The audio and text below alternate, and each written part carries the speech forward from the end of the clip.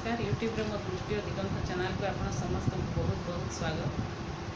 मु कही आज दशम श्रेणी मंगले ओइले उषा कविताटी आम आलोचना करवा बोली।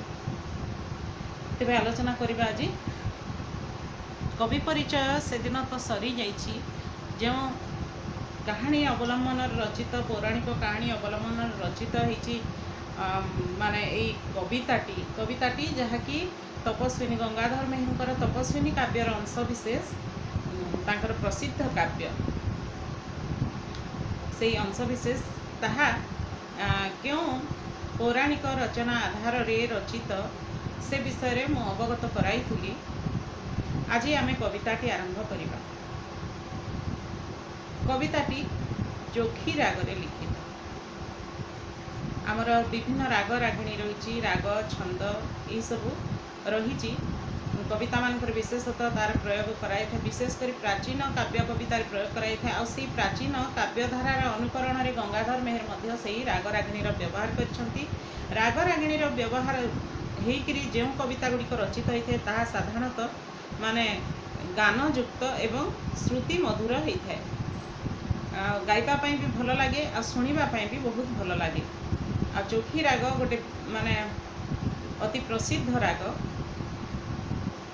आपण मैंने शुणिथिबे गीतटी तुही माँ जन्मभूमि पवित्र भारत भूमि। तुही माँ जन्मभूमि पवित्र भारत भूमि तोहरी संतान आंभे अटु सरबे। यही गीतटी निश्चित भाव शुणी थे हूँ चोखी रागरे लिखित। आई चोखी रागरे लिखित आमर मंगले ओइले उषा कविताटी तार गीत भी गीतर स्वर से हेब से चोखी रागर स्वर ही हेब। तेबे आमे कविताटी आरंभ करिबा। मंगले ओइला उषा विकच राजीव दृशा जानकी दर्शन तृषा हृदय बही कर पल्लवे निहार मुक्ता धरी उपहार सतींक बास बाहार प्रांगणे रही कलकंठ कंठे कहिला दर्शन दिय सती राति पाहिला। यही कविताटी आमे भी पढ़ुलु आउ तुमे माने भी पढ़ुच बहुत खुशी लगिला। आज तुमे माने कहीदेली केते जनकर विशेष अनुरोध थिला। आउ सत कथा भी माने मो विद्यार्थी मानक पई करूची। विद्यार्थी माने तो निश्चित भाव में मो ठारू बयस रे अनेक छोट हेबे से तमें संबोधन कली। तथापि जहाँ को जदि खराब लगे मुझे ही आपण को पलि आसबि। कहिबे कमेंट बॉक्स रे लिखिकी कहिबे मंगले ओइले ओइला उषा। सीता जेतेबेले श्रीरामचंद्रंकर द्वारा निर्वासिता होती वाल्मीकि आश्रम निकटस्थ तमसा नदी तीर रे लक्ष्मण तांको छाड़ी दे जाइछंती। वाल्मीकि तांको आनिछंती एवं निज आश्रम रे रखिछंती। सेही रात्रिटी तांकर कटि जाइछि। परवर्ती प्रभात रे जेतेबेले उषार आगमन घटी अर्थात प्रभातर आगमन घटी ब्राह्म मुहूर्तरु सूर्य उदय हेबाकु बसुचंती। से समय रे उषा आसिकरी तांको राजकीय मर्यादा द्वारा स्वागत करिछि। कारण से होचंती सती राज्यर राणी तपस्विनी साजिछंती। से वर्तमान राम परित्यक्ता ही रामचंद्र स्वामी को परित्यक्ता ही से वर्तमान तपस्विनी साजिछंती। सबु तपस्विनी गहन रे तपस्विनी श्रेष्ठ तपस्विनी साजी जाइछंती। आउ जहाँ भी हंतु पछके से होछंती सती राज्यर राणी। सेही हेतु से जेहेतु राणी तांको राजकीय मर्यादा प्रदान करा जिवो। आउ उषा आसीची तांको स्वागत करिबा पई। केमिति मंगले उषा को साधारणतः माने प्रभात समय को साधारणतः शुभ सूचक मने करा जाए। मंगल सूचक बोली मने करा जाए। आउ सेही भली मंगल ध्वनि सह सारा दिन मंगल विधान करिबा पई सीतांक जीवन रे उषा आसीची तांको स्वागत करिबा पई। केमिति विकच राजीव दृशा तार आखि हिची प्रस्फुटित पद्म भली अर्थात सूर्यंकर आगमन रे पुष्करिणी रे पद्मफूल विकसित हुए। आउ पद्मफूल सबू जेतेबेले प्रभात समय होइछि पद्मफूल सबू फुटिबा पई आरंभ करि देइचंती। माने प्रकृतिर अनिर्वचनीय शोभा वर्णना करिसंती कवि एठारे। से कहउचंती उषा किभଳି आगमन करिछि। उषार आगमन रे पद्मफूल गुड़िक प्रस्फुटित होइचंती। विकच राजीव, विकच माने प्रस्फुटित, राजीव कहिले पद्म, सेही भली दृश्यमान होउछि। से तार आखि दुईटी, सेही आखि रे से देखुछि। उषार आखि होउछि प्रस्फुटित होइथिबा पद्म।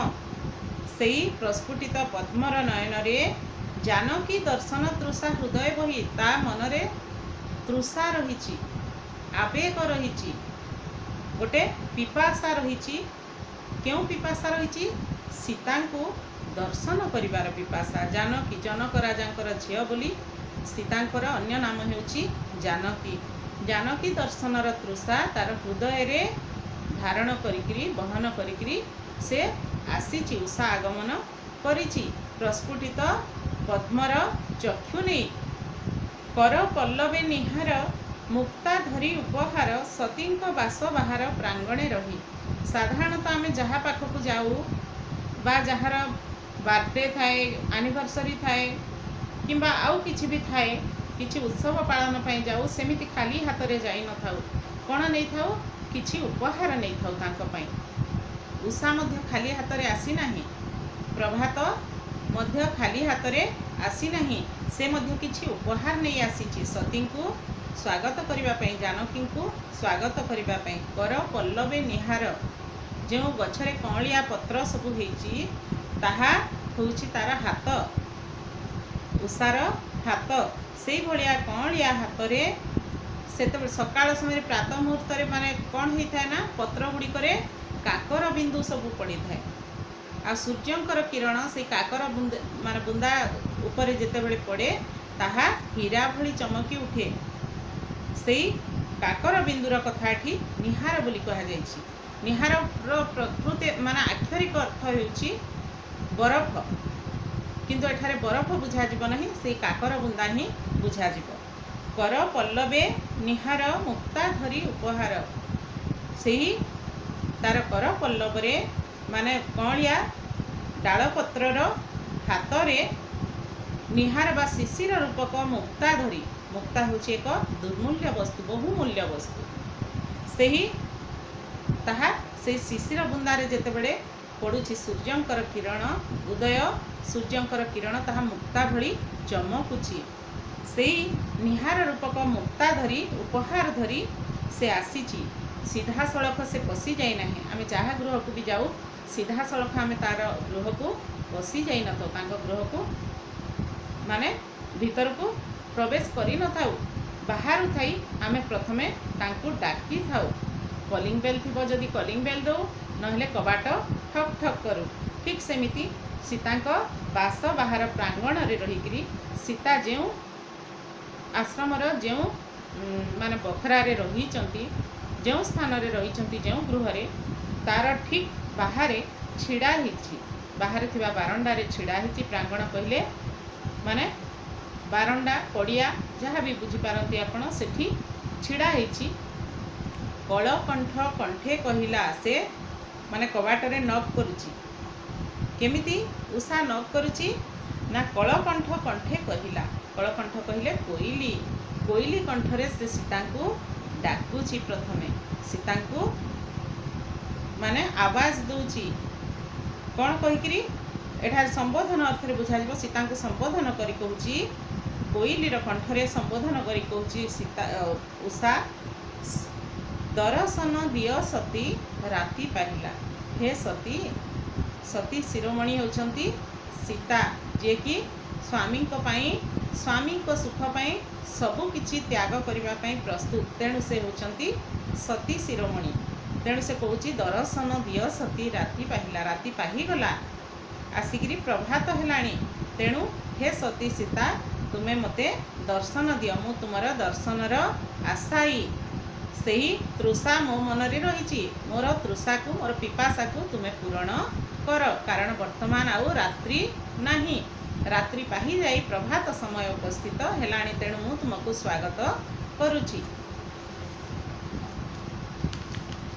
अरुण कषाय वास कुसुम कांति विकास प्रशांत रूप विश्वास दियंती मने केउ जोगेश्वरी आसी मधुर भाषे आश्वासी डाकुछंती दुख राशि उपशमने देवापाई नवजीवन स्वर्गु की ओह्लाइछंती मर्त्य भुवन।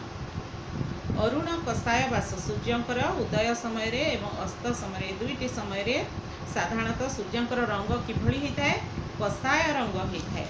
गोटे प्रकार कहले लाल रंग होइथाय। सेही रंग रे उषा आसिकरी उपस्थित होइछि सीतांकर दर्शन लालसारे उपस्थित होइछि।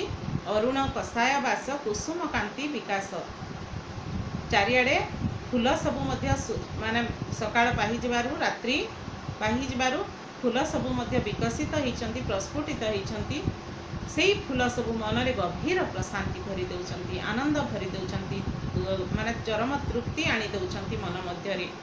आ सेमाने सेही जो चरम तृप्ति आसुची मन भितरे गोटे नूतन विश्वास जागी उठुची आत्मविश्वास जागी उठुची जहाँ हेले भी आज दिनटा मोर भलरे अंतत कटिब। कारण सकाळ जदि शुभ हुए आरंभ जदि शुभ हुए दिनटा भी शुभरे कटे यही विश्वास मनरे अछि। आउ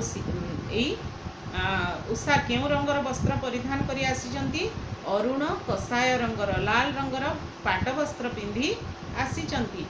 केउ जोगेश्वरी आसी मधुर भाषे आश्वासी डाकुछंती दुख राशि उपशमने स्वर्गु की उपशमने देवापाई नवजीवन स्वर्गु की ओह्लाइछंती मर्त्य भुवन। एमिति मने होउछि सत्यबा केउ जोगेश्वरी आसीचंती एटा सीतांक उद्देश्य रे कहा जायछि। केउ जोगेश्वरी आसीचंती सॉरी उषांक उद्देश्य रे कहा जायछि। जोगेश्वरी कहिले जेहेतु अरुण कषाय वास से परिधान करिचंती सेही हेतुरु से आसिकरी एमिति मने होउछि जे मधुर भाषे माने मधुर कथा कही मीठा मीठा कथा कही आश्वासना दउछंती सीतांकु। केमिति कोन पे आश्वासना दउछंती तांकर गत जीवनर माने जो अतीत रे तांक जीवन रे दुख घटी जाइछि सीता जो रामचंद्रଙ୍କ द्वारा परित्यक्ता ही तांक मन रे जो गभीर आघात लागिछि सेही आघातर दुख को उपशम करिबा पई सत्यबा केउ जोगेश्वरी आसी पहुँची जाइछंती। देवापाई नवजीवन स्वर्गु की ओह्लाइछंती मर्त्य भुवन। तांको मन प्राण रे नवजीवन भरी देवापाई नूतन उन्मादना बंचिबार इच्छा भरी देवापाई सत्यबा आसीछंती केउठारु माने मर्त्य भुवन को स्वर्ग रु केउ देवी अबा ओह्लै आसीछंती। उषार आगमन एही भली माने अपूर्व हेछि। समीर संगीत गाए पुणी किभଳି भाबरे तांकर स्वागत करूचंती सीतांकर उषा देवी आमे जानिबा सेही राजकीय मर्यादार सह तांकर स्वागत करूचंती। जेमिति राजा किंबा राणी माने निज उआसरे थिला बेले किंबा उआस बाहर को कोनोसी कार्य रे गला बेले कोन हुए भाट थाए तांकर स्तुति गान करुथाए किए संगीत गान करुथाए किए नृत्य करुथाए। ठीक से ही भली राजकीय मर्यादा प्रदान करिसंती उषा देवी सीतांक उद्देश्य रे। समीर संगीत गाए भ्रमर वीणा बजाए सकाळ पाहिबारु समस्तक भितरे नव उन्मादना भरी जाइछि। समग्र प्रकृति राज्य रे घटिछि अभूतपूर्व परिवर्तन समस्ते खुशी ही जाइछंती आनंद रे विभोर ही जाइछंती। तेणु समीर संगीत गाए पवन सुलुसुलिया पवन बहुची जेभଳି कि सेई सुलुसुलिया पवनर स्वर पवनर जो मृदु मृदु स्वर ताहा संगीत गायन कला भଳି मने हेउछि। भ्रमर वीणा बजाए भ्रमर आपण माने जानिचंती गुं गुं गुं गुं करुथाए से भ्रमर सतेबा कौन करुछि वीणा वादन करुछि। सुरभि नर्तने थाए उषा निर्देशे आ सुरभि जो फूल प्रस्फुटित फूल सबू रही ताहार बास्ना सुगंध पवन द्वारा चारिआड़ को प्रसरी जाउची। आउ सतेबा सेही पवन रे गछपत्र सब दोहली उठुचंती। सतेबा मने होची से बास्ना सह गछपत्र जो दोहली उठुचंती मने होची कि सुरभि बा सौरभ सतेबा नृत्य करुची।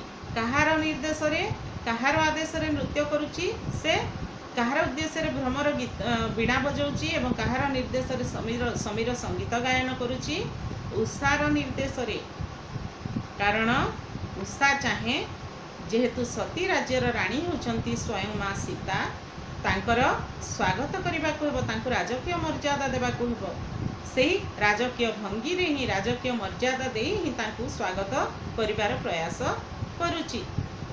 कुंभाटुआ होई भाट आरंभिला स्तव पाठ कलिंग अइला पाट मागध बेसी। कुंभाटुआ कुंभाटुआ गोटे पक्षी कुंभाटुआ मध्य तांकर स्तुति गान माने फुट फुट फुट यही भाया शब्दटे कर आपण मैंने देखिथे भी गोटे पक्षी गचरू माने ए डालू से डाल को उड़ी जाऊए आया शब्द करुए सते अबा से कौन करुच्ची भाट होकर स्तुति जे गान करती बा माने तांको जहाँ विषय कहती तांकर भल कथा सब कहती से कुंभाटुआ से भाया भाट साजिछि आउ स्तव पाठ करुच्ची कहार जानकींकर सीतांकर स्तव पाठ करवा आरंभ कर देइछि।